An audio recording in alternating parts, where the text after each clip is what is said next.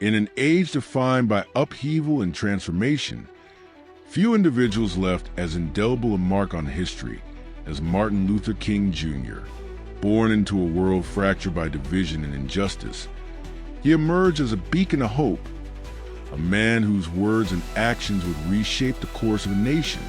This is the story of how one individual's unwavering commitment to justice transformed not just his own reality, but the fabric of history itself. Martin Luther King Jr. was born on January 15, 1929, in Atlanta, Georgia, a city deeply entrenched in the culture of segregation. Raised in a devout Baptist household, young Martin grew up surrounded by faith and scholarship. His father, Reverend Martin Luther King Sr., instilled in him a sense of dignity and defiance against racism, while his mother, Alberta Williams King, nurtured his love for learning. The America of King's youth was a land of stark contrasts. While the nation prided itself on ideals of liberty and equality, it simultaneously enforced rigid systems of racial hierarchy through Jim Crow laws. Schools, buses, restaurants, and even water fountains were segregated. Lynchings and violent intimidation remained tools of oppression. Yet amidst this darkness, seeds of resistance were beginning to sprout. King's academic journey took him from Morehouse College, where he graduated at just 19, to Crozer Theological Seminary in Pennsylvania, and finally to Boston University, where he earned a PhD in systematic theology. It was during these years that his intellectual foundation solidified, blending religious conviction with philosophical rigor. To understand King's rise, we must look beyond America's borders. The mid-20th century was a time of profound global change. World War II had exposed the horrors of fascism, prompting nations to reevaluate their commitments to human rights. Meanwhile, decolonization swept across Africa and Asia, inspiring oppressed peoples everywhere to demand freedom. At home, the United States faced pressure to align its democratic rhetoric with its treatment of black citizens. The Cold War added complexity. Soviet propaganda highlighted American hypocrisy on race, forcing leaders to address civil rights issues more seriously. These forces created fertile ground for activism, and King stood ready to seize the moment. King's philosophy was not born in isolation. He drew inspiration from diverse sources. Foremost among them was Mahatma Gandhi, whose strategy of nonviolent resistance demonstrated the power of peaceful protest. From Gandhi, King learned that moral authority could triumph over brute force. Christian teachings also played a pivotal role. The social gospel movement, which emphasized applying biblical principles to social problems, resonated deeply with King. He often quoted Jesus' Sermon on the Mount and saw himself as fulfilling a divine mission. Intellectual giants like Henry David Thoreau and Reinhold Niebuhr further shaped his worldview.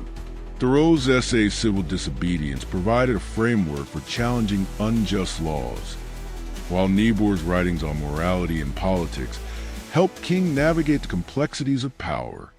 Personal mentors like Benjamin Mays, president of Morehouse College, encouraged King to pursue both spiritual and intellectual excellence. Another influential figure, Howard Thurman, introduced him to the idea of inner strength as a source of outward change. Throughout his career, King forged alliances and confronted adversaries. His partnership with Rosa Parks ignited the Montgomery Bus Boycott, a defining moment in the civil rights movement. Collaborations with figures like John Lewis and Andrew Young strengthened the movement's organizational backbone. Yet King's path was fraught with danger.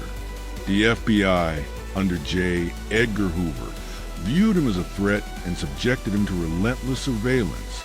Despite this, King maintained his resolve, even when labeled an enemy of the state. His interactions with political leaders were equally complex. Presidents Kennedy and Johnson recognized the strategic value of supporting civil rights reforms, yet they often hesitated to act decisively. King's ability to navigate these relationships showcased his diplomatic skill and unyielding determination. King's genius lay in his capacity to translate abstract ideals into tangible action.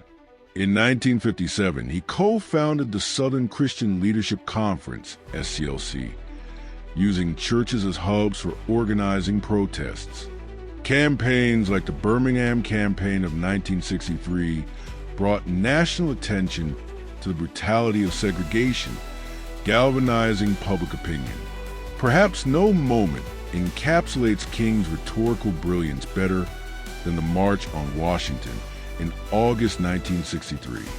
Standing before hundreds of thousands, he delivered his iconic "I Have a Dream" speech, a masterpiece of oratory that articulated a vision of unity and justice.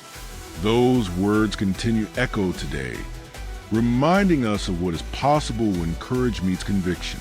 Beyond desegregation, King championed economic justice and opposed the Vietnam War, recognizing that true equality required addressing poverty and militarism.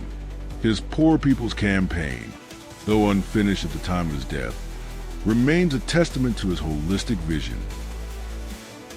What sets King apart is not merely what he achieved, but how he achieved it.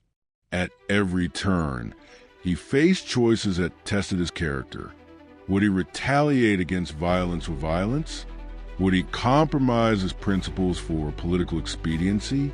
Time and again, he chose a harder path, the path of peace, patience, and perseverance. His assassination on April 4th, 1968, robbed the world of a visionary leader, but his legacy endures. Laws change because of his efforts, but more importantly, hearts and minds began to shift. He proved that one person's courage can ripple outward, transforming societies and rewriting histories.